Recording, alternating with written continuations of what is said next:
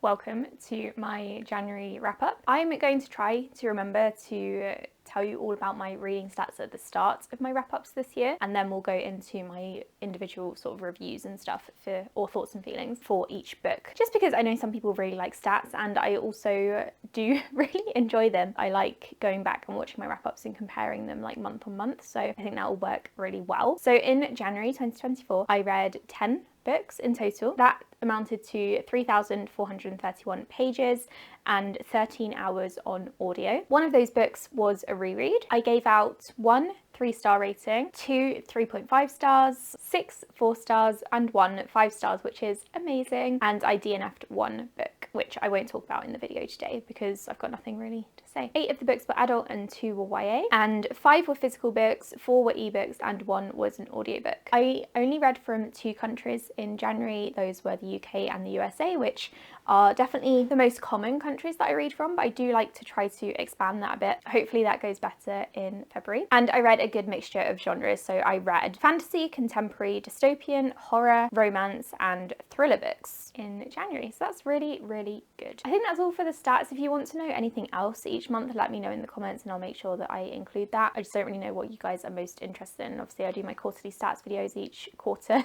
so I go into a lot more detail then. So without further ado, let's get on with the books. The first book I read in January was Bookshops and Bone Dust by Travis Baldree. This is the prequel to Legends and Lattes. In my opinion, this didn't necessarily need to be a prequel. This could have followed an entirely different character other than Viv, who is the main character in Legends and Lattes and this one. And it still would have had the exact same story, I think.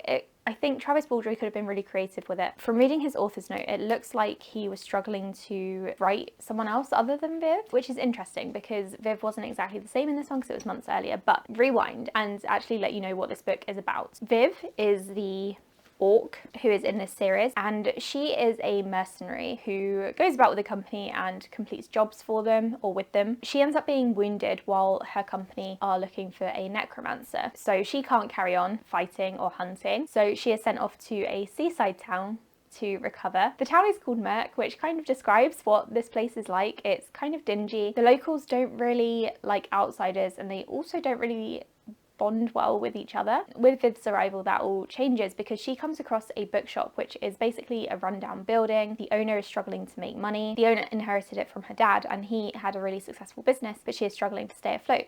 And Viv makes friends with the owner and is like, I can help you. Do you want me to do some like painting, redecorating and stuff? Like put me to use, I can help. And so between them, they come up with some ideas on how to keep the bookshop busy and how to invite new customers in and stuff and attract new people. And that's definitely the main plot of the book, is restoring this bookshop. What is also happening in the background is the necromancer is kind of still at large and is kind of still a threat. So that's all I'm going to say about the plot. Like I said, I do think that there was little need to have Viv be the main character again. I think this could have been any retiring mercenary or injured mercenary. Maybe if Travis Baldree had picked someone else from Viv's company or something and done like a little side situation. But I did really enjoy it. This was so cozy and so lovely, and I loved reading about the characters restoring this bookshop. It was just wonderful. And there was a side character who shows up partway through called Satchel. He was definitely my favourite. I really enjoyed this one and I gave it 4 stars. I think it ended up having the same vibes as Legends and Lattes, and I wouldn't recommend reading those two close together because they are so similar, so I'd recommend having a huge gap in between.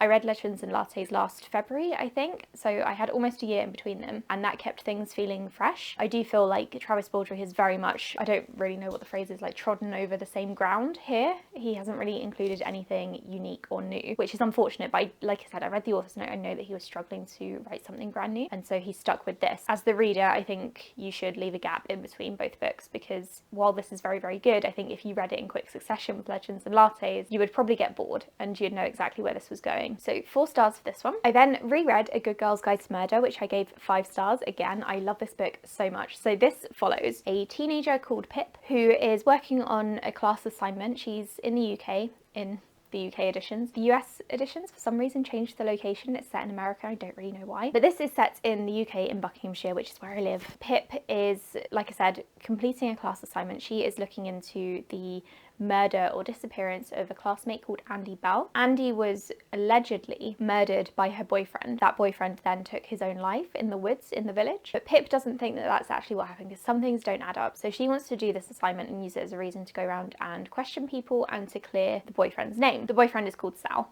By the way, I'm not very good at names. So Pip goes around and interviews people, emails people, messages them, pretends to be other people, and it's not very legitimate for an investigator or detective, but Pip is none of those things. She is a teenage girl. I really, really love this book, partly because of the setting, because I know all of these locations in this book, but partly because of the characters. I love Pip and Ravi so much. I found myself getting very emotional over what happened to Sal as well.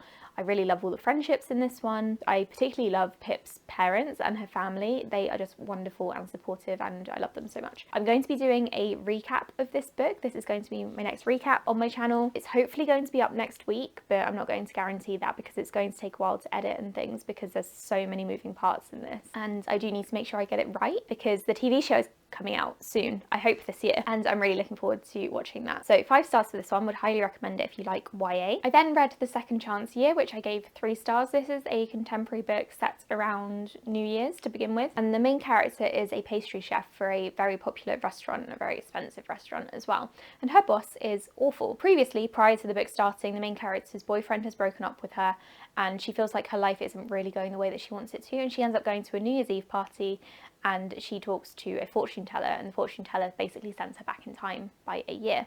And so she's thrust back into her life from a year ago, and she's the only one that knows, and she has to figure out how to achieve the life that she thinks that she wants. Obviously, along the way, something's changed. She is an entirely new person now, so she may not want what she thinks that she wanted. I found this one just okay. It was kind of generic. I do quite like time traveling New Year's stories and like second chance stuff. I do think that the side characters were absolutely awful. I loved the romantic partner, he was lovely, but for example, the main character's best friend made her, the main character, feel guilty over something that she wasn't comfortable doing. The best friend wanted the main character to call out a really horrible guy, and the main character said that she wasn't comfortable doing that in public and she really didn't want to, and the best friend then did it for her and then got mad when she got in trouble for it. So I really didn't like that. That wasn't very like women supporting women at all, and it was barely addressed at the end, so that really pissed me off. But otherwise, this was an enjoyable book, and while I'm not going to ever reread it, if you want to pick this up around New Year, then I would recommend it. I then picked up Q, which was my dystopian book of the month. I said that as though I'm trying to do like a dystopian project. I'm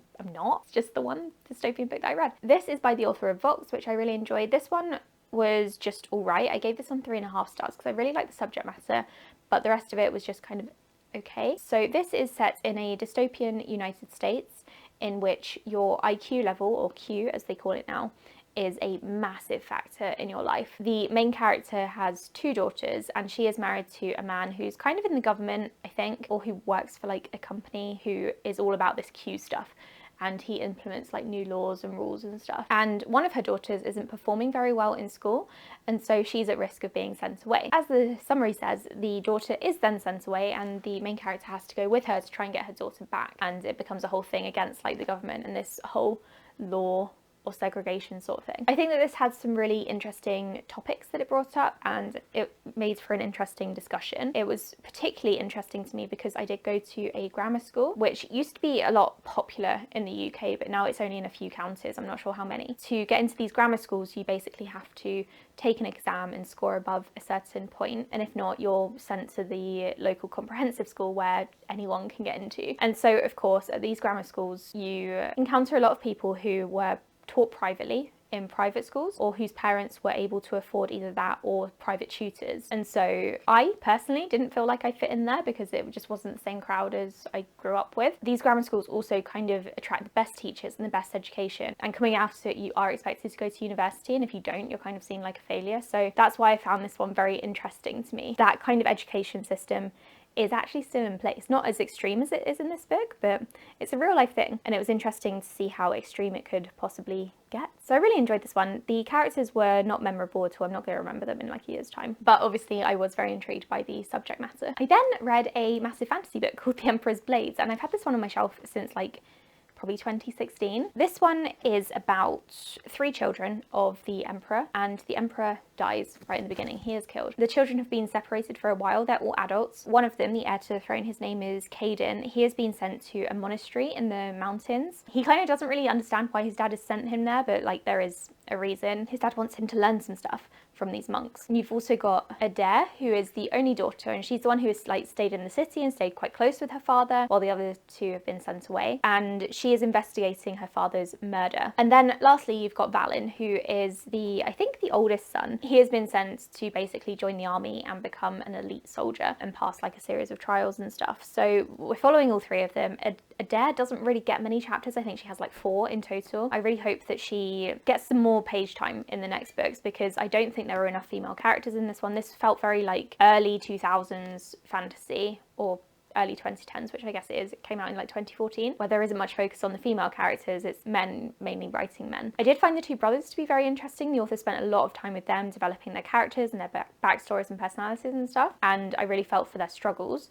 Valin, for example, he has a friend called Harlin. He's struggling to figure out what his feelings for her are, and also because they're in the army together, it would be kind of inappropriate, and those 2 together are solving a murder mystery. Valin thinks that maybe someone is after him because what happened to his dad is very suspicious, like he was literally murdered, and now people are turning up dead around them. Caden, again, was quite interesting. He became more interesting as the book went on. There's also a sort of mystery there up in the mountains, because something is killing the animals, and obviously he's the heir to the throne. He's not really sure why he has been sent to these mountains, so you're kind of discovering what it is he's meant to be figuring out, and I really enjoyed that. I really enjoyed his storyline. I just wish there was more Adair, especially because there were no female side characters who were particularly like well developed. Some of them were intriguing, definitely, but not very well developed. So I really hope that in the next book, which I do have out from the library, the author spends some more time with those female characters and developing them, because there's one in particular that I'm very, very interested in, and I can't wait to find out more about her, and I really hope that we do. So I gave this one 4 stars, and I haven't decided whether I want to keep this book or not, because I've not finished the series. It very much depends how the sequels go. So I'm going to hang on to it for now, and then I'm going to borrow the sequels from the library and then purchase them myself if I end up really liking the series. This is a trilogy, but I think there's also a spin-off book as well. And then he is also currently writing a spin-off series, and the first book in that series is out. I don't really know where that's set or anything, so I don't really want to look it up. So I did enjoy this one. It's kind of your generic early 2010s fantasy,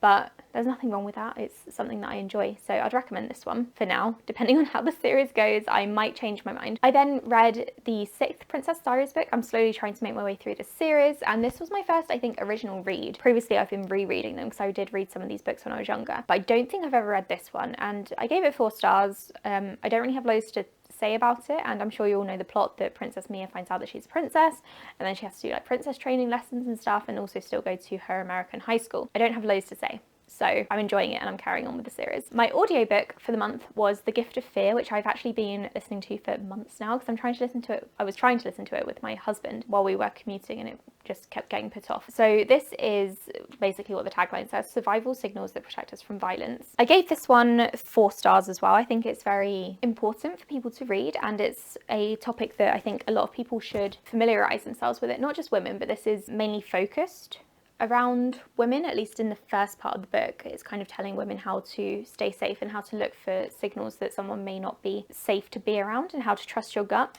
I found all of the talk about how to trust your feelings and like the gut feeling that you get when you could be in danger.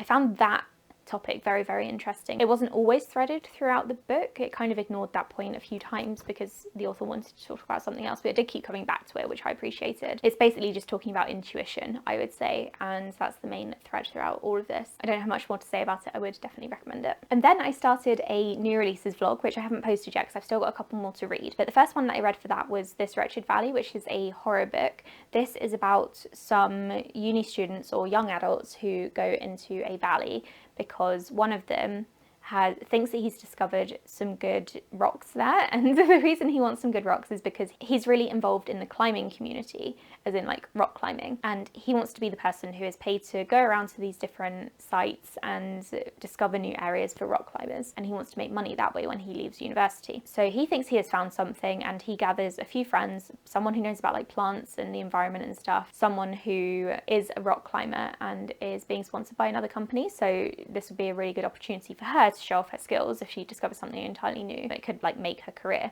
And then there's someone else, I think, and I think he's just the rock climber's boyfriend. I don't know if he really has much to add. So they all go into this valley, and you know from the beginning that they all die or disappear. The book starts off describing how the public reacted to their disappearance and how their bodies were found. So you know they're all gonna die.